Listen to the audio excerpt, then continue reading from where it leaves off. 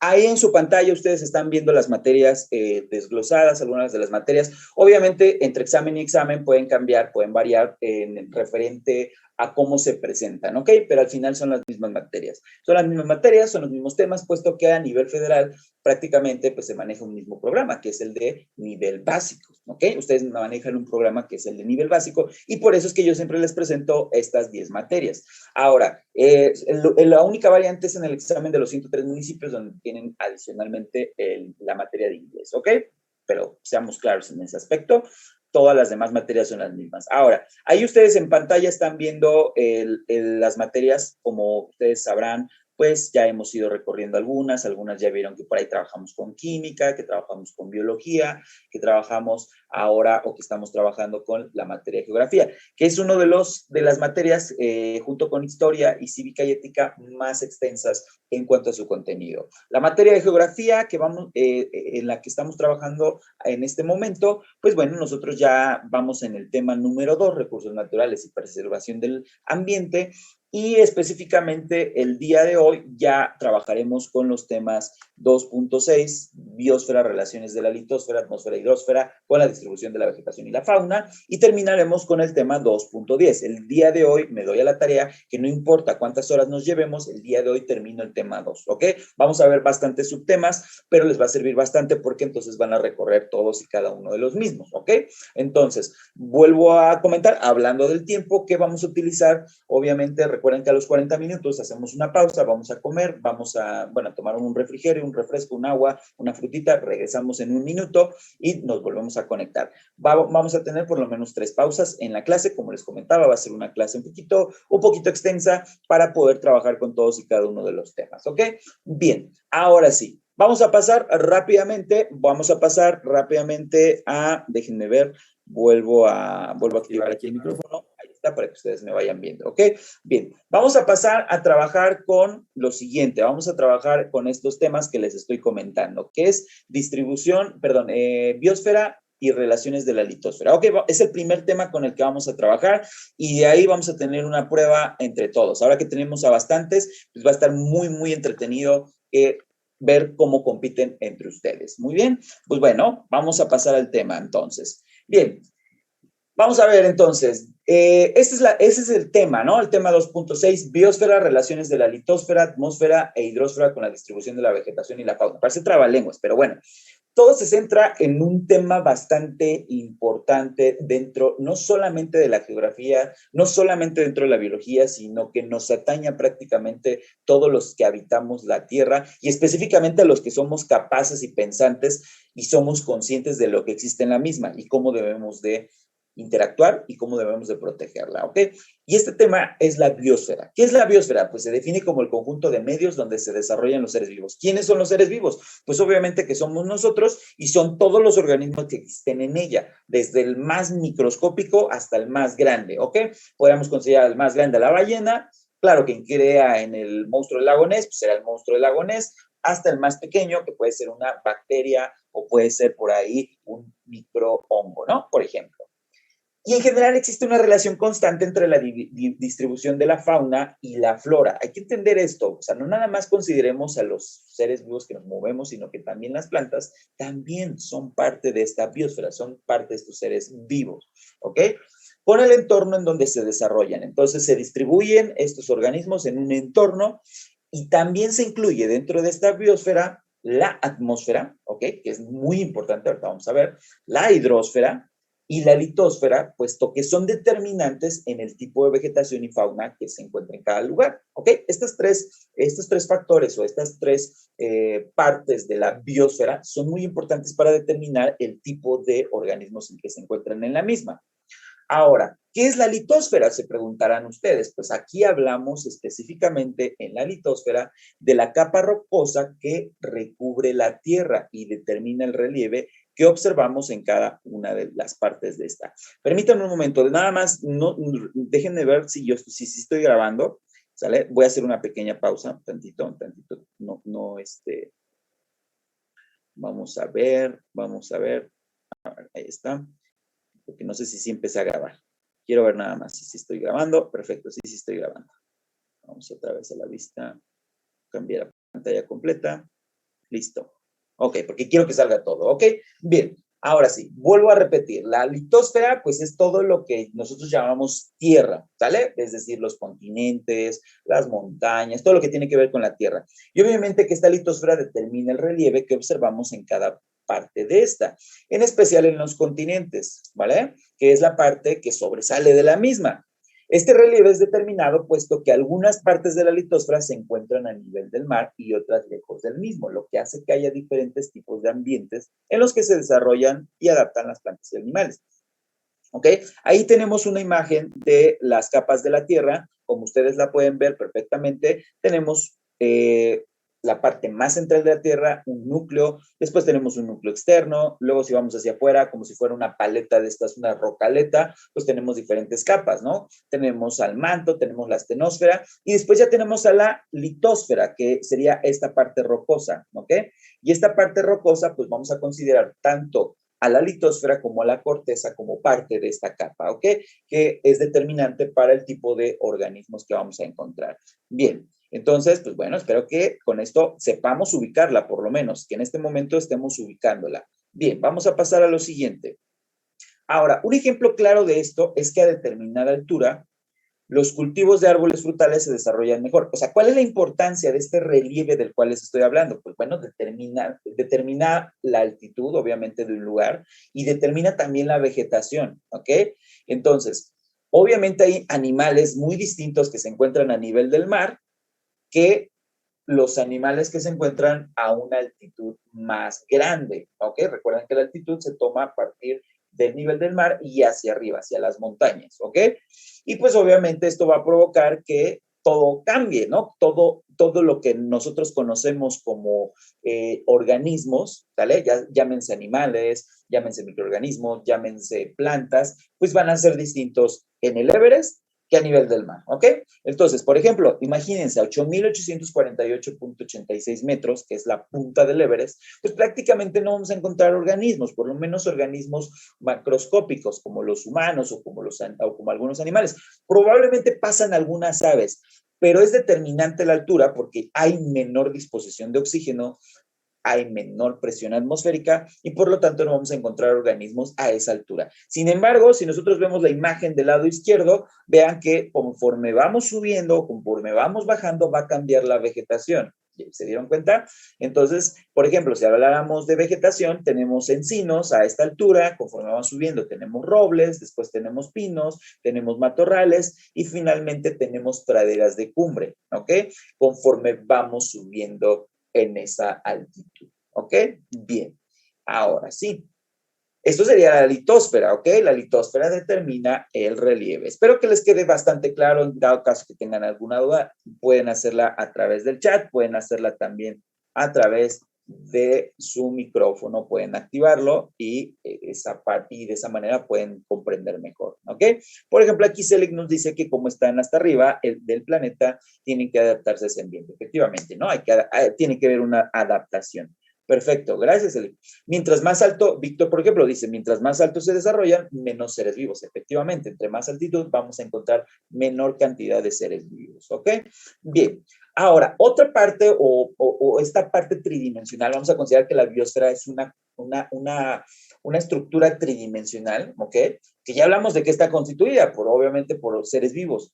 Ahora, fíjense bien, y quiero especificar esto, no confundir ecosistema con biosfera, ¿ok? No confundir. El ecosistema, ¿vale? Es donde se dan las interacciones de los seres vivos y la biosfera es lo que constituye, ¿ok? Ese lugar. ¿Qué constituye a la biosfera? Ya lo comentamos. Lo constituyen los seres vivos, pero tiene una estructura tridimensional, que es la litosfera, la hidrosfera y la atmósfera, ¿ok? Es decir, no es lo mismo ecosistema, donde estudia la interacción, ¿ok? De los organismos con su ambiente, que la biosfera, que prácticamente, pues podríamos considerar que es todo el globo, ¿ok? Toda la Tierra. Y que esa Tierra, a su vez, tiene una estructura tridimensional que se divide en la parte de la Tierra, que es la que acabamos de hablar, y estas dos últimas, que es la hidrosfera y la atmósfera. Vamos a pasar a ver qué es la hidrosfera y qué es la atmósfera, ¿ok? Bien, vamos a ver. Entonces, la hidrosfera, ¿qué es? Es el conjunto de partes líquidas es el conjunto de partes líquidas del globo terráqueo. Este ambiente es propicio para todo tipo de animales acuáticos. Estamos de acuerdo que ahí viven todos los peces, viven organismos que pueden sobrevivir en el agua, etcétera, etcétera. Y terrestres acuáticos, ¿no? Como cuáles, por ejemplo, las ballenas, que podríamos considerarlos que también, a pesar de estar en el agua, pues también son capaces de respirar fuera de la misma, ¿ok? Además de un sinnúmero de especies de plantas acuáticas, como cuáles, como los lirios, como las algas, etcétera, etcétera, etcétera. Y que, pues, gracias a estas características, pues, no permitirían su subsistencia fuera de ella, ¿ok? Entonces, creo que es fácil entender qué es la hidrosfera. Ahí tenemos, en esta imagen, pues, podemos ver que tenemos, pues, los arroyos, los lagos, las lagunas, los ríos, los mares, los océanos y las aguas subterráneas o algunos mantos acuíferos específicos, ¿ok? Ahora, hay que considerar regularmente, esto no lo consideramos o regularmente no lo solemos considerar, no consideramos que el agua subterránea, ok, es agua que no vemos. Por ejemplo, en la península de Yucatán, pues tenemos una gran cantidad de algo que se llaman cenotes, ok. Estos cenotes son sistemas subterráneos de agua donde encontramos una gran cantidad de la misma y de donde se extrae este recurso. Ahora, también en la Ciudad de México, en el Estado de México, por eso es que vemos calles tan chuecas. ¿Por qué? Pues porque obviamente también se está haciendo la extracción de agua. ¿Por qué? Pues porque obviamente en la Ciudad de México, en el Estado de México, no tenemos mantos acuíferos como ríos, lagos, lagunas, y si los tenemos están totalmente contaminados o entubados, ¿ok? Entonces, pero estas aguas subterráneas tienen una gran importancia ecológica y obviamente una gran importancia para el humano. Si nos acabamos estos mantos acuíferos, pues no tendríamos ya posibilidad de sacar el agua, porque recuerden que la mayor parte del agua, del 3% que constituye el agua dulce en la Tierra, solamente el 2% está congelado. Entonces, de ese 1%, 0.002 pertenece a los sistemas de lagos, lagunas, etcétera, etcétera, de agua dulce, ¿ok? Estos cuerpos acuíferos de agua dulce. Y esta parte, que es como por ahí del 1%, o bueno, un poquito, el 0.8% son las aguas subterráneas. Entonces tienen una gran importancia en los ecosistemas. Si nosotros acabamos con ellas, pues obviamente nos quedamos sin agua, ¿ok? Bien, perfecto. Bien, exactamente. Gracias a la filtración es que llega a estos mantos acuíferos. Ahora, ya vimos la segunda estructura tridimensional de la biosfera. Vamos a ver la tercera estructura. La tercera estructura sería la atmósfera, ¿ok? Y obviamente, pues entendemos que si ya vimos la Tierra, que si ya vimos el agua, pues nos falta el tercer componente que vendría siendo el aire, ¿ok? Y es la parte en donde suceden los cambios climáticos. Comprendemos que cuando llueve, pues esto ocurre en la atmósfera, no ocurre en el relieve, no ocurre en la hidrosfera. Bueno, ¿ok? Claro, hay una implicación en la hidrosfera en los ciclos biogeoquímicos, específicamente el del agua, pero los cambios climáticos ocurren en la atmósfera, ¿ok? Que es aquí, este es el factor más determinante en lo que a distribución de la vida en la Tierra se refiere, pues hace que un lugar determinado existan características propicias para la flora y fauna y puedan establecerse, ¿vale? De esta forma, quiere decir que entonces, dependiendo del lugar donde nos encontremos, pues vamos a encontrar los diferentes elementos o factores del clima que van a determinar también el tipo de vegetación, el tipo de organismos que se encuentran en la misma, ¿ok? Estamos de acuerdo que si nosotros nos vamos, por ejemplo, a la Antártida, que es un continente que prácticamente es puro hielo, pues no vamos a encontrar la misma fauna, es más, ni siquiera vamos a encontrar probablemente flora, pero la fauna por lo menos no es la misma que obviamente cerca del Ecuador o cerca del nivel del mar. Entonces, es determinante los factores o los elementos de la atmósfera, ¿sale? A diferencia de a nivel del mar, ¿ok? Son muy distintos, estamos de acuerdo. Entonces, no es lo mismo cómo interactúa la atmósfera a nivel del mar, a nivel del Ecuador, cerca del Ecuador, en los países que se encuentran cerca del Ecuador, que obviamente en la Antártida son totalmente distintos, extremos uno del otro. Nosotros no podríamos sobrevivir en él y los animales que viven en él no podrían sobrevivir donde estamos nosotros, ¿ok? Bien, ya tenemos ahí la alerta de los 10 minutos. Cuando yo les diga al minuto, vamos a hacer una pausa, pero de hecho ya prácticamente pues vamos a hacer la pausa. Vamos a hacer la pausa y quisiera saber en este momento si tienen alguna duda. Si no tienen alguna duda, les voy a pedir que por favor me pongan ahí en el chat. Ya saben, una cobra, si ustedes están en el nivel más alto, consideran que están en el nivel más alto, un león, si están en un nivel cercano al 9.8, un elefante donde pues, no están ni muy para allá ni muy para acá, pero tampoco están perdidos, y un ratón si definitivamente están perdidos, ¿ok? Entonces ustedes lo van poniendo ahí en el chat, lo van poniendo y de esa manera pues podemos determinar todo esto, ¿ok? Bueno, ahí estuvo un poquito la alerta, ya no lo alcancé a quitar y es que estoy grabando mi pantalla completa. Espero que los que estén viendo el curso más adelante, que les sirva, pues bueno, ya una disculpa para los que lo están viendo grabado, ¿ok? Bien, perfecto. Entonces, pues bueno, ya voy viendo ahí más o menos cómo vamos, en qué nivel nos encontramos y que bueno, hoy creo que vamos bien, pero vamos a ponerlo en práctica. La forma de que nosotros tengamos el aprendizaje, pues es ahora ponerlo en práctica. Si no lo ponemos en práctica, pues difícilmente vamos a poderlo. Perfecto, entonces pasamos ahora sí al siguiente tema. Vamos a pasar al siguiente tema que es este que dice, como dice, ahí está, listo. Vamos a pasar a biodiversidad. El tema 2.7, biodiversidad, especies endémicas y en peligro de extinción, ¿ok? Bueno, para empezar necesitamos saber de qué estamos hablando con biodiversidad, de qué estamos hablando con especies endémicas, ¿ok? ¿Cómo entendemos la biodiversidad? Pues así como su nombre lo dice, diversidad de qué? Pues de organismos biológicos, ¿ok? De individuos, de razas, de diferentes tipos de organismos de los que estemos hablando, ¿ok? De eso estamos hablando en cuanto a biodiversidad. ¿Y qué mejor manera de hablar de biodiversidad que, pues, con un país como México, que es considerado un país megadiverso? Todas estas especies que ustedes alcanzan a ver ahí en la pantalla, pues son especies endémicas. ¿Qué significa? Que son especies propias o exclusivas de determinadas localidades o regiones, específicamente en este caso de México, ¿no? Ahí tenemos, por ejemplo, al choloscuincle, tenemos al jaguar, tenemos a, por ahí se me fue el nombre de, ay, se me fueron algunos nombres, pero bueno, esos organismos son endémicos. ¿Qué quiere decir? Que solamente están en esa región y en ninguna otra, ¿ok? Vamos a entender que solamente se encuentran en esa región, ¿perfecto? Ahora, bien, hay que entender que México es un país megadiverso, ¿ok? Que tiene muchas especies endémicas. Entonces, de ahí la importancia de cuidar esta biodiversidad, ¿ok? Hay que también vislumbrar que en general existe una relación constante entre la distribución de la fauna y flora con el entorno donde se desarrolla, como ya lo vimos anteriormente en la biosfera y sus tres aspectos en la tridimensionalidad, ¿vale? Con la litosfera, la hidrosfera y la atmósfera, pues bueno, cada una de las especies va a ser distinta de acuerdo a estos factores, ¿ok? A estas tres características de la biosfera. Ahora, vamos a ver cómo impacta en la biodiversidad, cómo es que hay un impacto en la biodiversidad. Bueno, ahí ya nada más me quise acercar un poquito para que ustedes lo vieran. ¿Cómo impactamos? ¿Quién es la especie que impacta? Fíjense bien, por ahí se dice que si desaparecieran, no sé, por ejemplo, los microorganismos, si desaparecieran las bacterias, pues prácticamente nosotros o las especies o los organismos desapareceríamos, no sé, en 20, 30 años, ¿no?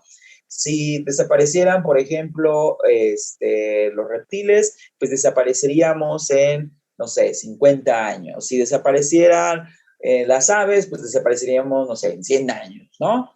Pero si desapareciera el hombre,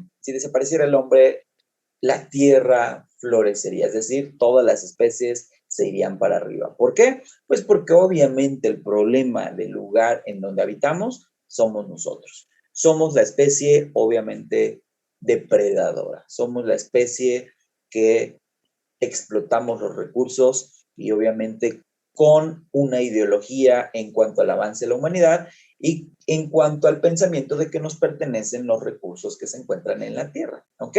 Entonces, como lo dice ahí, el avance de la humanidad como especie dominante en la Tierra ha traído como consecuencia que necesitamos cada vez más espacio para cubrir nuestras necesidades. ¿Qué significa esto? Que nosotros pensamos que solamente no necesitamos una cierta cantidad de metros para vivir nuestra casa y nada más falso. Probablemente necesitamos 1 hectárea, 2 hectáreas, 3 hectáreas para poder sobrevivir. ¿Por qué? Porque ese es el espacio que se necesita para podernos alimentar, para podernos dar los recursos que requerimos como especie. ¿Ok? Como por ejemplo, entonces necesitamos ganar terreno a bosques para construir centros de población, deforestar grandes extensiones de selva para obtener madera o para construir el Tren Maya, y todo lo anterior modifica en gran medida los ecosistemas y deteriora el equilibrio natural. Pues es claro, ¿no? ¿Cómo deterioramos estos recursos? ¿Ah? Creo que somos bastante conscientes de que esa es la manera en la que nosotros lo hacemos, ¿ok? Por ejemplo, aquí Celic nos menciona inclusive las abejas, efectivamente, cuánta importancia tienen, ¿no? Ecológica, biológica, etcétera, etcétera. Principalmente se acaba el ecosistema con la tala y así matan a la fauna viva que hay ahí. Exactamente, por ejemplo, lo estamos viendo ahorita en el Tren Maya, ¿no? Cuando pensábamos que iban a hacer un Tren Maya, pues probablemente lo iban a hacer elevado, nada más iban a meter unos lingotes y tal vez no iban a afectar tanto la selva, pero no, al gobierno se le hizo más fácil simplemente talar todos los árboles y hacer una línea por donde pase este Tren Maya, porque qué bonito, ¿no? Qué bonito que el tren vaya derechito, no importa que haya especies exclusivas que solamente viven ahí y que con el hecho de que tú tales ese lugar ya no existan, que ya se vuelvan parte de especies en peligro de extinción o que estén prácticamente ya extintas por ese proceso. ¿Y cuáles van a ser las consecuencias? Siempre decimos, bueno, es que a mí no me afecta, ¿no? No me afecta, claro. Lo mismo decían lo mismo dicen las personas que construyen hoteles y quitan manglares.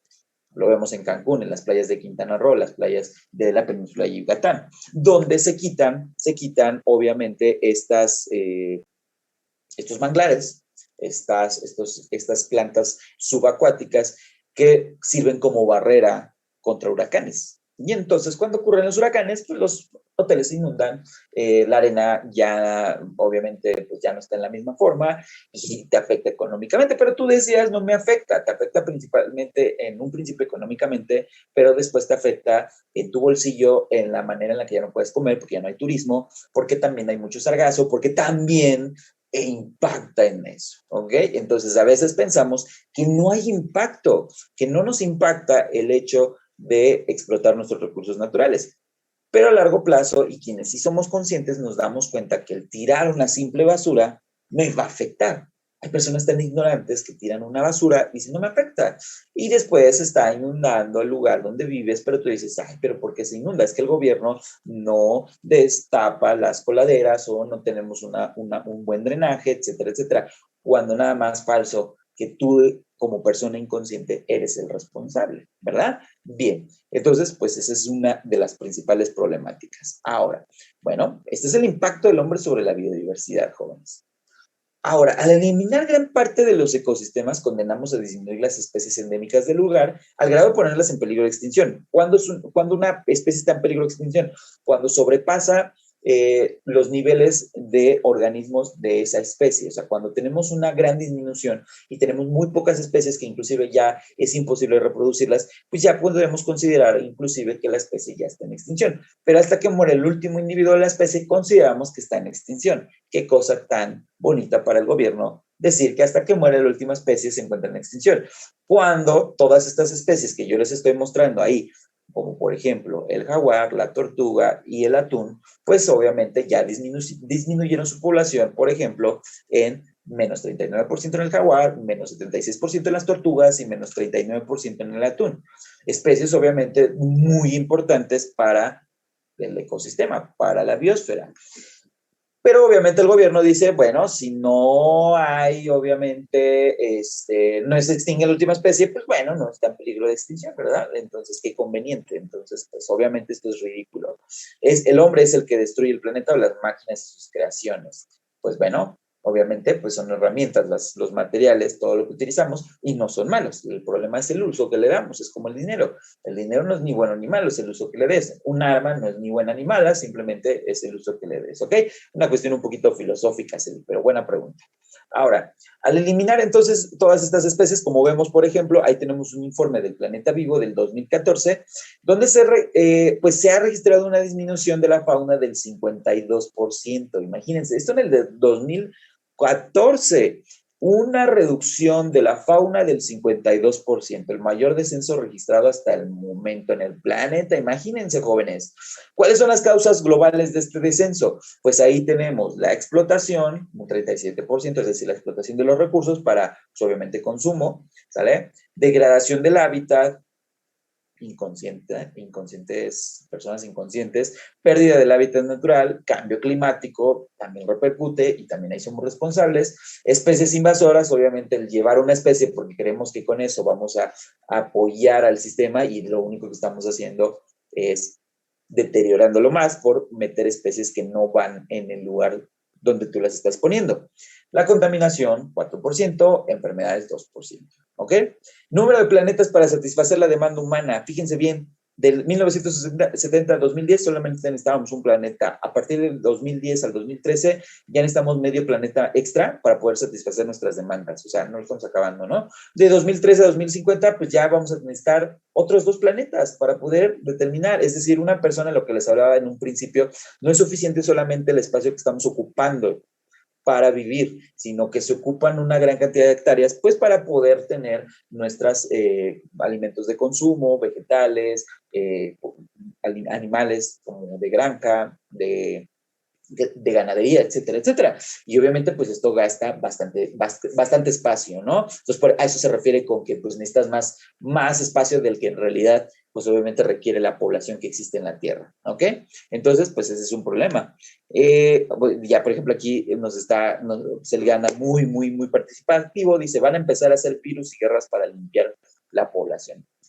Ahí entran estas teorías, ¿no? Estas teorías que hasta cierto punto en un principio se dice que son conspirativas, etcétera, pero dentro de 20 años pues, nos daremos cuenta de si es cierto o no es cierto, ¿no? ¿Qué es lo que está pasando? ¿Qué es lo que pasó con la vacuna? ¿Qué es lo que pasó con la pandemia? ¿Quiénes fueron los responsables? Si realmente fue porque algo se le salió de control o fue natural o fue orquestado por las grandes empresas. Eso no lo sabemos, ¿verdad? Poco a poco lo vamos a ir sabiendo. Muy bien, Celeste. Perfecto. Algunos científicos quieren revivir a un mamut. ¿Será perjudicial para la diversidad? Yo creo que sí, a medida que al medio ambiente, ya que no pertenece a cualquier lugar en hoy en día. Exactamente. En algunos casos quieren restablecer ciertas especies, pero obviamente los ecosistemas pues ya no son propicios para esas especies, por algo se extinguieron, ¿no? Y por ejemplo, aquí dice por la cadena alimenticia, también, muy bien, exactamente. Bien, Renata. Igual el mamut no podría vivir en este planeta. Perfecto, exactamente, es muy complicado, ¿verdad? Y aparte, pues, como especie depredadora, pues bueno, quién sabe si realmente lo puede hacer, porque realmente nosotros fuimos los que lo extinguimos, por lo menos el Homo sapiens de inicio, ¿ok? Bien, ahora, vamos a ver qué son las especies en peligro de extinción. Ya les comentaba, les empezaba a comentar que hasta que desaparece el último individuo, pues podemos considerar que la especie está extinta, pero sí tenemos muchas especies en peligro de extinción. Entonces, al eliminar gran parte de los ecosistemas, condenamos a disminuir las especies endémicas del lugar al grado de ponerlas en peligro de extinción. Entonces, una especie en peligro de extinción es toda especie de plantas, animales, cuyo número de individuos permite suponer que su existencia está en peligro, ¿ok? O sea, definitivamente, pues estamos acabando con estas especies y no tenemos ni idea de las consecuencias que estamos generando a largo plazo, ¿ok? Entonces, bueno, y esto pasa por una condición todavía de alguna manera individualista, donde creemos que el humano, pues puede sobrevivir sin lo que hay afuera de él. Nada más falso, ¿verdad, jóvenes? Por ahí lo vimos en biología, que requerimos, obviamente, de las otras especies para poder sobrevivir nosotros, ¿ok? Bien, ahora sí. Vamos a ver. Y bueno, por eso es importante la preservación y conservación de especies. Por eso esta plática que estamos teniendo, que no nada más tiene el objetivo de que ustedes sean capaces de resolver un examen de ingreso a nivel medio superior, sino de que ustedes como generación que que en algún momento va a ocupar estos puestos políticos, estos puestos de decisión, pues obviamente que ustedes tienen que concientizar, ser capaces de determinar y de entender que no podemos seguir explotando los recursos como los estamos explotando. El problema, pues ya no somos nosotros, fueron nuestros abuelos o ya ellos ya no son el problema. Ahora, quienes tienen que dar solución, pues son ustedes. Ya nos dejaron la tierra o ya nos dejaron la biosfera, ya nos dejaron la hidrosfera, la litosfera, de esta manera. Y ahora que nos toca, pues obviamente, pues tratar de alguna manera de evitar, simplemente de evitar, destruir discriminadamente, pues estos lugares, de afectarlos. No podemos implementar cosas más allá, porque a veces por implementar cosas que solucionen afectamos más, como lo de las especies invasoras de las que hablábamos antes. Entonces, lo importante aquí es ya no afectar. ¿Cómo lo vimos? ¿Cómo es posible? Pues cuando estuvimos en pandemia nos dimos cuenta que cuando nosotros nos encerramos, la tierra empezó a florecer, las especies empezaron a salir. Todo lo que había allá afuera por fin pudo ocupar el espacio que le corresponde. ¿Ok? Entonces, esa sería una manera. Muy bien. Exactamente, no podemos seguir con el mismo patrón, Renata, efectivamente, y nuestra generación es la encargada de hacerlo. Pues exactamente esa sería una de las opciones que podemos llevar a cabo. Ahora, en México, como en otros países del mundo, se han seguido principalmente dos estrategias para recuperar y proteger las especies. Por un lado, la orientada a la protección de los ecosistemas, ¿sale? Que es lo que les hablaba, y por otro, el diseño de programas o proyectos con acciones específicas dirigidas a ciertas especies o a los grupos biológicos que se quieren conservar. Por ejemplo, ocurre mucho ahorita con, no sé si ustedes lo sepan, no estoy yo para contarlo, ni ustedes para saberlo, pero hay una iniciativa de ley donde ahora se quieren quitar, donde se quieren quitar los zoológicos ahora. Y ustedes dirán, bueno, sí, no, pues que los quiten porque los tratan bien mal. Yo cuando he ido al zoológico, pues a los pobres animalitos, pues los tienen en condiciones infrahumanas, así como los tienen en el circo. ¿Pero qué va a pasar con esos animalitos? Primero, obviamente esos animalitos ya no van a tener dónde estar. Segunda, por ignorancia no entendemos que los zoológicos son centros de recuperación, donde se les inyecta capital de afuera, ¿ok? Capital de, obviamente, de impuestos, de recursos públicos.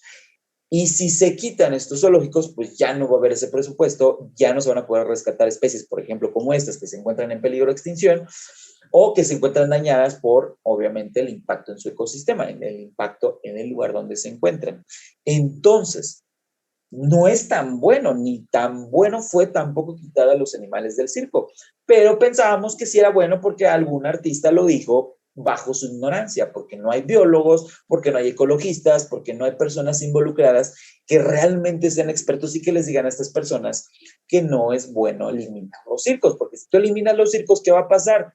Pues ya no va a haber quién los alimente. Entonces, estos animalitos se murieron en condiciones infrahumanas, si es que se pudiera decir de esa forma, en condiciones deplorables. ¿Por qué? Porque ya no tenían que comer, no tenían un espacio, y yo sé que obviamente se les trataba mal, pero la manera en la que murieron tampoco fue una buena opción. Y lo mismo va a pasar con los zoológicos, porque gente ignorante quiere quitarlos porque piensan que sufren, cuando en realidad, pues obviamente, hay otros fines políticos fuera de esta parte. ¿Ok?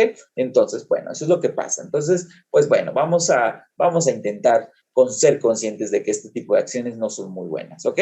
Está mal lo que hizo el hombre, pero hay que decir que si no hubiera hecho nada, se hubiera extinto. Ok, sí, obviamente, claro, pero hay que entender que la forma o la línea que vamos llevando no es la misma. Recuerden que podemos llevar diferentes líneas, como por ejemplo cuando en la época prehispánica sí se entendía que nosotros no somos lo que está por encima, sino formamos parte de, y por lo tanto ser más conscientes de que sí, claro, lo que está en la tierra lo puedo utilizar, pero ¿hasta qué punto? ¿O de qué forma? Con fines de acumulación de riqueza. Cuando son fines de acumulación de riqueza, entonces ya dejamos de hacer uso de manera consciente y lo estamos haciendo por simplemente satisfacer necesidades que ni siquiera realmente requerimos. ¿Ok? Vale, ahí se los dejo de tarea. Bien, ahora, exactamente, entonces afecta tanto a la zona en la que está ubicado el zoológico como a los animales, efectivamente. Entonces, bueno, hay una serie de consecuencias bastante graves, jóvenes, pero bastante graves con todas estas ideologías de personas que obviamente no tienen ni idea de lo que están haciendo. Perfecto, entonces, bueno, ahí terminamos este tema, que pues a manera de concientización y a manera, obviamente, de aprendizaje, pues bueno, qué mejor manera que resaltarlo a través de nuestros sentimientos, ¿ok? Bien, ahora, recursos naturales del suelo, subsuelo, aire y agua. Ya vimos que, pues obviamente, pues nosotros los estamos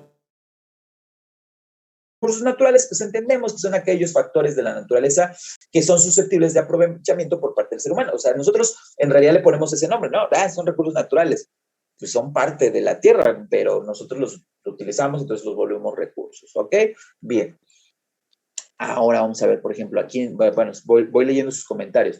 Nos pasó a los propios humanos por querer más dinero y poder hacer guerras y conquistar a un país como la invasión de España a los mexicas, exactamente, ¿no? A México Tenochtitlán o a las zonas prehispánicas, efectivamente, ¿no? ¿Cómo fuimos llevando una línea distinta? Porque ellos ya tenían una ideología, cuando nosotros obviamente ya teníamos una capacidad, teníamos un gran avance en los jóvenes. O sea, no piensen que nos vinieron a colonizar y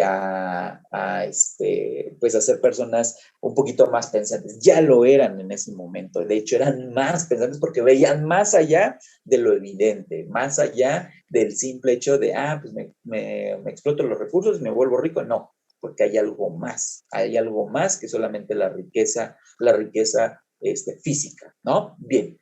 Ahora, entonces, vuelvo a repetir, estos recursos naturales, pues estos se encuentran en lugares distintos, por ejemplo, en el subsuelo, en el suelo, en el aire y en el agua. O sea, se pueden obtener los recursos de todos estos elementos que se encuentran en la Tierra. ¿Ok? Vamos a ver entonces, por ejemplo, si habláramos de este recurso, pues del suelo, pues obviamente pues, se obtiene la mayor cantidad de recursos naturales, puesto que la agricultura y la ganadería son dos de las actividades que mayormente aportan el alimento que consumimos. Por ejemplo, de recursos naturales del suelo podemos mencionar, pues obviamente los árboles, los animales de consumo humano, las plantas de consumo humano, etcétera. ¿Ok?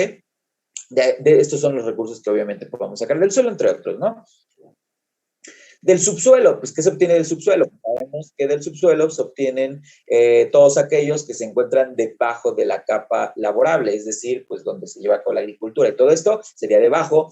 Y pues obviamente lo que se hace en mayor medida pues es la extracción de estos recursos como minerales, como petróleo, como gas, como algunos pues, metales o diamantes, por ejemplo, que se extraen del lugar, también el agua, hablaríamos de ese mismo recurso, ¿ok? Estos recursos naturales que se obtienen del subsuelo. Entonces, bueno, ahí tenemos el suelo, ¿no? Por ejemplo, para que entendamos cuál sería el subsuelo. Ok, aquí tenemos el suelo orgánico, que es donde se llevan a cabo todas estas actividades, la agricultura, la ganadería, etcétera, etcétera, ¿no? Bien, ahora, en la parte más alta del suelo, pues esto todavía se sigue considerando parte del suelo, porque ahí es donde todavía seguimos teniendo algunos nutrientes que son importantes para que la parte orgánica, pues, pueda funcionar, ¿ok? Pero ya a partir de esta capa, ya consideramos a partir del horizonte, bueno, aquí le llaman el horizonte B, ¿sale? Aquí ya hay una acumulación de algunas rocas transportadas de la sedimentación, ¿ok? Entonces, a partir de aquí ya podemos considerar que esto ya es el subsuelo, ¿ok? Ok, aquí hay otro tipo de materiales más abajo del subsuelo que ya podríamos considerar que son los minerales que se obtienen y, por ejemplo, de aquí pues también tenemos otro tipo de cama de rocas, ¿no? Aquí la bedrock, que sería otro tipo de materiales y estas serían las capas del suelo, ¿ok? Entonces, pero bueno, hasta aquí, pues bueno, podríamos considerar el suelo más alto o el suelo de arriba y el suelo orgánico, ¿ok? Donde se llevan a cabo las actividades, pues, de ganadería, que esto todavía pertenecería a la anterior característica de los recursos naturales, que sería el suelo, y aquí ya hablamos del subsuelo, que ya vimos qué es lo que se puede extraer, pues obviamente se puede extraer petróleo, se pueden extraer algunas piedras preciosas, se pueden extraer minerales, se puede extraer inclusive el agua, ¿ok? Bien. Entonces, esos serían los recursos del subsuelo. Ahora, ¿qué recursos? Obviamente, pues también podemos obtenerlos del agua, como una gran cantidad de recursos como el pescado, algas marinas, la sal, etcétera. O sea, del mar sacamos también muchos recursos naturales, ¿verdad? Ustedes saben bien qué tipos de recursos naturales se extraen de este mismo. Y no solamente sirven para consumo, sino también sirven para la recreación. Sabemos que del agua tenemos recursos que nos permiten llevar a cabo recreación cuando acudimos a estos centros turísticos, ya sea al mar, a la playa, o vamos al lago, laguna, o vamos a los geysers, etcétera, etcétera, ¿no? Que también serían recursos naturales que estamos utilizando, pero tal vez no los estamos utilizando para consumo, ¿no? Sino para recreación, ¿ok? También de esa manera se pueden ocupar. Ahora, del aire, pues de igual manera tenemos recursos, principalmente pues los gases que se encuentran en el mismo, pues se pueden extraer de ahí, ¿no? Como por ejemplo el oxígeno, o el oxígeno para ponerlo en los tanques de gas, el nitrógeno, el argón, y también es utilizado como fuente de energía eólica en la que se aprovecha la fuerza del viento. O sea, es un recurso tanto para ocuparlo en un tanque para hacer ciertas actividades, como también puede utilizarse actualmente bajo estas ecotecnias, ¿vale? Bajo estos recursos o bajo estas formas o fuentes de renovación, ¿vale? Renovables para proporcionar energía, ¿no? Como la energía eólica, efectivamente. Muy bien, ¿sale? Muy bien, Víctor. Ahora, vamos a ver, desarrollo sustentable. Ahora, ya tenemos que cambiar ese paradigma. Ya no podemos seguir pensando que podemos seguir explotando los recursos como lo hemos hecho. Se requiere de actividades y de innovación para ahora utilizar esos recursos. Sí, no los podemos dejar de utilizar porque obviamente nos extinguimos, no podemos vivir, pero hay que hacerlo de una manera más consciente, de una manera sustentable. ¿Qué significa? Pues este desarrollo satisface nuestras necesidades, pero sin comprometer la capacidad de las generaciones futuras, ¿ok? Es decir, o sea, sí, utilizo los recursos, pero tampoco me los voy a echar, voy a acabar con ellos y ya después mis hijos, mis nietos, mis bisnietos o las generaciones que vengan ya no van a tener ese recurso. No, voy a utilizarlo, pero voy a ser consciente de que tengo que regresarlo, ¿no? O que tienen que estar regresando constantemente en un ciclo. Ahora, entonces para eso se crea el desarrollo sustentable, el cual plantea la satisfacción continua de estas necesidades presentes y futuras, pero hay que alcanzar un equilibrio e interacción entre estos aspectos, tanto social, ¿ok? Económico y ambiental, que permite una distribución igualitaria de recursos y acceso de oportunidades para las comunidades más vulnerables, ¿ok? ¿Sale? Entonces eso hay que hacerlo de esa forma. ¿Ok? Vale, vamos a ver. Entonces, perfecto. Ahí, ¿cómo vamos, jóvenes? ¿Cómo vamos? Espero no... Vale, ya no es tan sustentable, ¿verdad? Ok, perfecto, Renata. Muy bien. Excelente. Las personas, no la gente. Muy bien. Perfecto. Bien, entonces ya vimos, bueno, ahí tenemos una pequeña advertencia, no pasa nada. Recuerden que al minuto yo les digo cuando nos desconectamos, vamos a continuar, vamos a darle velocidad a esto. Bien, pues bueno, entendemos esto de desarrollo sustentable. Claro, solamente esto lo podemos entender de mejor manera cuando lo llevamos a la práctica, cuando realmente realizamos acciones que sean sustentables o sostenibles. ¿Por qué? Porque a veces lo podemos decir los maestros o lo pueden ver ustedes o pueden hacerlo en un proyecto, pero pues realmente si no lo llevamos a cabo en los lugares realmente importantes, pues entonces no podríamos considerar que es un desarrollo sustentable, ¿verdad? O sea, si nosotros no somos capaces de, por ejemplo, evitar el impacto en una zona turística, pues entonces no está siendo sustentable, ¿no? O sea, necesitamos realmente realizar proyectos que sean sustentables y sostenibles a largo plazo y que no acaben con estos recursos, pero que a la vez, pues nos den beneficios económicos, sociales, y de todo tipo, ¿no? Pero hay que hacerlo obviamente, con todas las personas y colaborando en pro del ambiente. Ok, bien, vamos a ver, entonces ya pasamos vamos a pasar al siguiente, que es el tema 2.9, ambiente, deterioro y protección.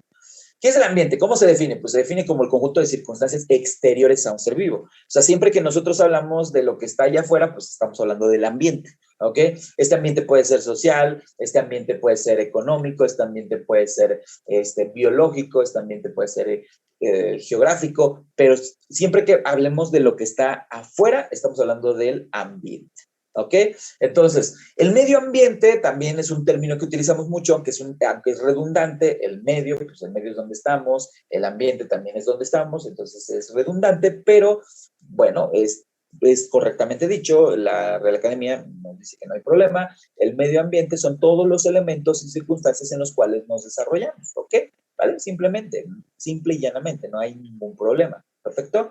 Ahora, obviamente, pues que también estamos hablando de que pues este ambiente pues, lo podemos deteriorar. Ahí dice deterioro. Bueno, voy a corregirlo después. El deterioro del medio ambiente es un tema que en la actualidad ha cobrado gran importancia debido a que en los últimos años la relación entre los seres humanos y la naturaleza ha sido catastrófica.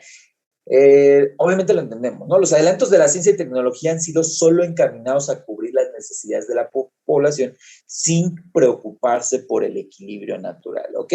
Entonces, tala de árboles nos vale, pues tala de árboles, necesitamos madera, necesitamos papel, necesitamos recursos que provienen de los bosques, ¿para qué? Pues para satisfacer nuestras necesidades. Ah, ya cuando se talan los árboles, ¿qué va a pasar? ¿Qué consecuencias hay? Ah, pues ya no tengo árboles. Primero, aumenta la temperatura, segunda, la tierra ya no se fija, por lo tanto hay deslaves, ya no llueve en esos lugares porque obviamente también sirven como reguladores de la temperatura, entonces afectamos este factor del ambiente y estos elementos y por lo tanto ese lugar empieza a verse explotado de una manera que pues prácticamente es inhabitable para algunas o para la mayoría de las especies, ¿ok? Entonces ahí tenemos un problema.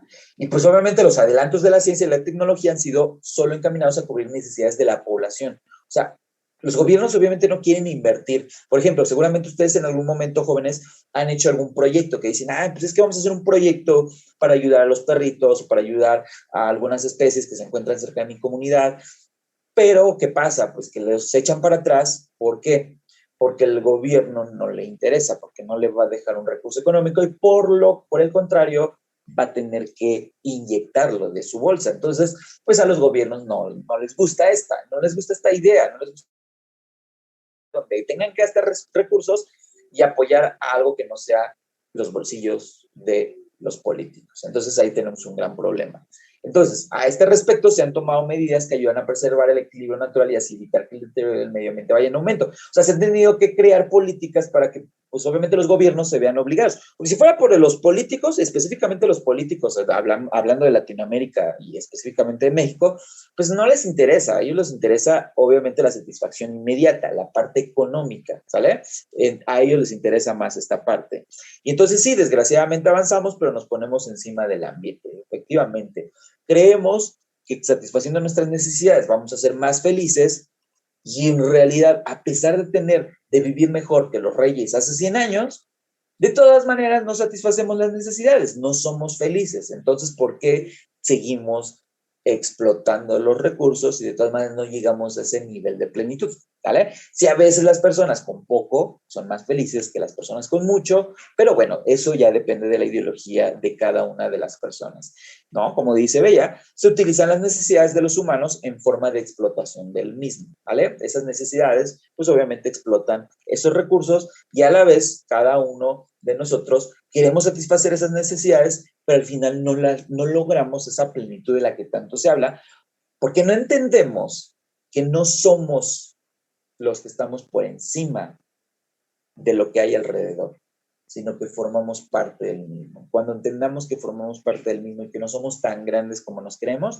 vamos a, de alguna manera, concientizar que debemos de cuidar lo que tenemos, porque todo eso está en contacto con nosotros y estamos conectados con lo mismo, ¿ok?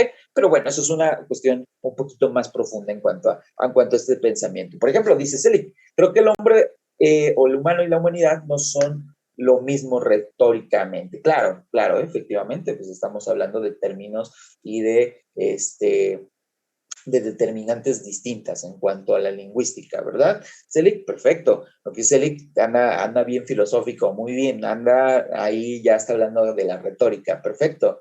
Muy bien, efectivamente. Ahora, pues bueno, por eso es que necesitamos, o esto que les comentaba, que la protección de las políticas, necesitamos de políticas ambientales. ¿Quiénes son los que firman esas políticas ambientales? Pues los gobiernos, ¿ok? Obviamente obligados por estas personas que estudian y que les dicen, a ver, gobierno, a ver, políticos, entiendan que esto les afecta a ustedes también económicamente. Tienen que crear políticas, leyes donde obviamente se evite el deterioro de este ambiente y castigos severos para aquellas personas que solamente les importe el recurso económico, ¿sale?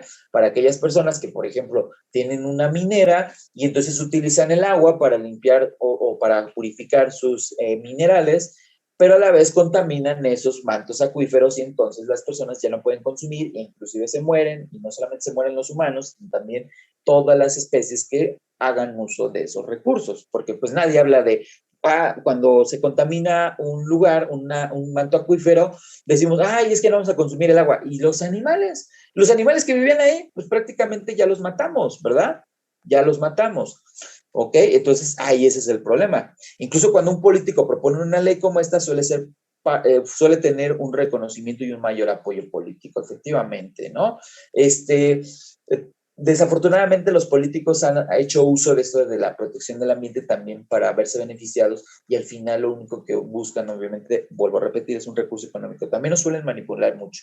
Digo, no quiero hablar del Partido Verde Ecologista, que es el partido menos ecologista que existe en el país, pero hablo de ellos, ¿no? Hablo de ellos, de que, si se quieren hacer los ecologistas para concientizar o ir en pro de las personas que sí realmente creen en ello, pero definitivamente lo único que hacen es afectar al ambiente. ¿Ok? Entonces, los seres humanos se tienen que informar, involucrar y observar estas acciones.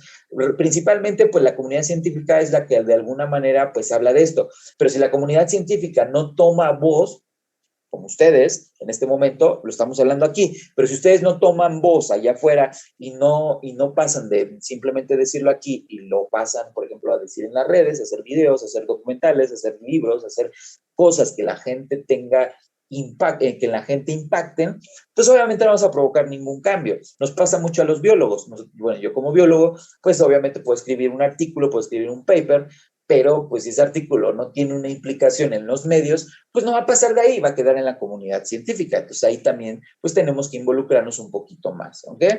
Vale. Sí, los políticos, los líderes son los que hacen daño al planeta, pero también nosotros no nos involucramos, entonces tenemos que involucrarnos más, ¿ok? Entonces, como dice Víctor, incluso cuando un político propone una ley como esta, bueno, suele tener un reconocimiento, eso ya lo había leído, perdón. Bien, entonces, vamos a ver. Bueno, esto ya nada más así como que pues algunas alternativas, algunas cuestiones que entran en las políticas, como pues, trabajar más con energías renovables. Ya estaríamos terminando con el tema de geografía 2.10. Perfecto. Entonces el 2.10, políticas y educación ambiental. Ya vimos todo el problema, todo el deterioro, todo lo que hacemos nosotros como humanos, ¿no? O sea, somos bien, obviamente somos, de alguna manera, a veces inconscientes, ¿no? Por ejemplo, Renata dice, de mi parte, no, el tema es fácil de relacionar con demás temas de la vida diaria y así se entiende mejor estos temas. Efectivamente, ¿no? O sea, tenemos, creo que es algo que vivimos y que debemos de ser bien conscientes, deberíamos de aquí estar en un nivel así, por lo menos si no una cobra, un león como lo mostró Ticia, ¿no? Los demás, pues espero que pues, por lo menos con lo que vimos en cuanto a cómo afectamos el ambiente, seamos conscientes y que tratemos de alguna manera de impactar, de involucrarnos en estos proyectos. Oye, que un profe de biología, de geografía, de ciencias, dice, oye, vamos a hacer un proyecto aquí en la escuela, órale, involucrarse y hacerlo. ¿Por qué? Porque ahí es cuando empieza. Si empezamos en un poquito, pues cuando ya estemos más arriba y nos involucremos, aunque pensemos inclusive que no estemos realmente involucrados en estos temas, porque vamos a estar trabajando en una empresa o vamos a hacer pues de alguna manera vamos a estar como godines, de alguna manera, pero también podemos impactar de esa manera, no sabemos cómo, pero tenemos un gran impacto con pequeñas acciones que nosotros llevamos a cabo. Y para eso, pues es la educación ambiental y estas políticas que van en pro de ayudar a las personas, perdón, de ayudar al ambiente a través de acciones que llevamos a cabo las personas. Entonces, esta cuestión de la educación ambiental ha tomado mucha fuerza, ¿no? Eso de la protección al medio ambiente, pues obviamente debido al gran deterioro que hemos estado viendo en los últimos años. Cada vez nos preocupamos más por mantener un equilibrio entre la relación ser humano. Nos preocupamos la población, ¿no? La población en general, pero los políticos parece que es todo lo contrario, ¿ok? Obviamente nosotros adoptamos acciones que lleven a una satisfacción de nuestras necesidades, pero con un bajo impacto ambiental. Un bajo impacto ambiental. Fíjense bien, nuestros abuelos seguramente no eran tan conscientes de esto, ¿no? Lo vemos, por ejemplo, cuando nuestros abuelos lavan el carro a manguerazos, ¿no? A manguerazo limpio, no importa que esté tirándose el agua. Pero ahorita ya no lo hacemos tan fácil, ya no hacemos eso, ¿no? Por ejemplo, ya utilizamos un botecito y tratamos de limpiar con la menor cantidad de agua que sea posible, porque obviamente pues es un recurso muy valioso, sobre todo aquellos que viven en colonias donde luego les falta el agua, pues son más conscientes de esta situación, ¿no? Entonces, cuando ven a alguien que está gastando el agua, dices, oye, eres un verdadero inconsciente. Entonces, nuestras generaciones o las generaciones más actuales, pues obviamente como tienen que lidiar con estos problemas, es cuando como que más concientizan, como que cuando llevan mejores acciones, ¿ok? Entonces, ustedes sí son conscientes de esto, ¿verdad? Ahora, entonces, vuelvo a repetir, pues somos la población quienes los llevamos a cabo. ¿Qué políticas? Pues bueno, hay diferentes políticas ambientales y son todas aquellas acciones de prevención, conservación y protección al ambiente tomadas por la autoridad competente en un gobierno determinado. Entonces, residuos peligrosos hay que disminuirlos, ¿no? Entonces, pues por ejemplo, aquí se tiene una política en la cual se tiene el propósito de disminuir el 10% de estos residuos peligrosos, por lo menos de la generación contra el 2018. Es decir, por ahí del 2018, pues se tenía esta idea, ¿no? Que del 2018 para atrás se reduzca en un 10% hacia adelante, ¿no? Agua para producción, reducir el 3% en el consumo, ¿ok? ¿Para qué? ¿Para producción de qué? Pues, por ejemplo, para la agricultura, para la ganadería, para toda esta, para riego, ser utilizada por lo menos el agua potable que no sea utilizada ¿para qué? Pues para esta cuestión, ¿ok? El consumo energético, de igual manera, tratar de consumir un 0.5% menos. Entonces, estas son políticas que se van dando a través del tiempo, ¿ok? Y en diferentes países o en diferentes ciudades, y cada uno va generando estas políticas. Pero no es suficiente con las políticas, porque pues puede haber mucha política, pero también hay que tener educación ambiental. Y aquí es donde entramos nosotros, que pues obviamente esta es la instrucción que se da, lo que les comentaba, a la población en general encaminada a la preservación, conservación, cuidado y protección del medio ambiente. Pero esta educación no se puede quedar en las aulas, jóvenes. No es suficiente con que nosotros tengamos educación ambiental en el aula, sino que tenemos que llevarla fuera. ¿De qué sirve que yo en el aula o en la escuela lleve un proyecto de cuidado del agua y nada más lo lleve ahí en la escuela y no lo lleve afuera? O sea, yo aquí en la escuela, sí, me porto bien, limpio mi lugar, no genero basura, reciclo, cuido el agua, pero ya cuando voy a mi casa, mi familia no lo hace o mis vecinos no lo hacen. Pues no, tengo que generar un proyecto o una educación ambiental en mi contexto y en mi comunidad, porque no es suficiente hacerlo en la escuela. En la escuela está perfecto, pero si no sale de la escuela, ahí se queda, ¿no? Entonces hay que llevarlo a otra dimensión, ¿ok? A una dimensión más grande.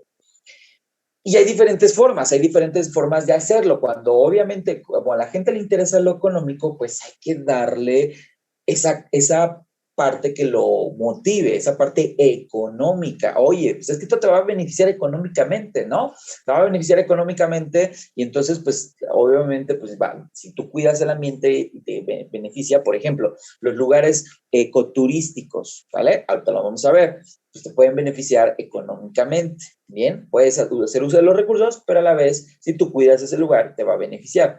Y así como el ecoturismo, también hay algo que se llaman las ecotecnias. ¿Qué son las ecotecnias? Pues son técnicas que el ser humano ha desarrollado a través del tiempo, las cuales se caracterizan por aprovechar eficientemente los recursos naturales. Algunas de estas ecotecnias son, por ejemplo, las compostas, ¿ok? Que las compostas pues no son más que obviamente todos nuestros desechos orgánicos, ponerlos en la tierra y que la tierra obviamente se nutra y esta tierra poder ser utilizada para agricultura, para hacer composteo, para hacer también huertos, etcétera, etcétera. Y a la vez eso me permite, por ejemplo, tener un huerto en mi casa, un huerto casero que me permita, por ejemplo, sembrar jitomate, lechuga, vegetales, etcétera, etcétera, frutos, y que me va a beneficiar económicamente, porque si yo estoy reutilizando estos desechos, pues a la vez me van a beneficiar económicamente porque ya no tengo que comprar, por ejemplo, frutas o verduras que estoy generando en mi casa gracias a estos desechos. Si se dan cuenta, está regresando lo que nosotros consumimos, lo regresamos a la tierra, después sembramos, la tierra nos da otra vez esos nutrientes y por lo tanto generamos estos alimentos de consumo, ¿no? Y entonces, pues obviamente nos vemos beneficiados económicamente. ¿Cuánto ahorrarían de ya no ir al tianguis, no? Si, por ejemplo, pues obviamente tenemos pues jitomatito, tenemos limón que está tan caro, etcétera, etcétera, ¿no? Perfecto. También algunas de otras, bueno, otras ecotecnias, pues por ejemplo el reuso de bolsas de frituras, pues podría ser también una de esas, o biodegradables, que obviamente pues generen menor impacto ambiental, pero que a la vez también tengan un beneficio económico, que ustedes generen, por ejemplo, una bolsa que sea orgánica, que no se gaste mucho y que salga de una ecotecnia, pues obviamente va a generarles un beneficio económico. La captación de agua de lluvia, pues obviamente en los lugares donde no hay este recurso o es muy limitado, pues el agua de lluvia se puede utilizar para hacer diferentes actividades. ¿ok? Andar en bicicleta, pues me genera no solamente un beneficio físico, sino también un beneficio económico, ¿ok? Bueno, etcétera, etcétera. Bueno, ahí dice bicicleta con motor para extraer agua, ¿no? Que también, pues bueno, son algunos proyectos que la gente genera, ¿no? Que la gente va generando y las instituciones y las escuelas, pues lo tratan de hacer estas ecotecnias para beneficio del ambiente.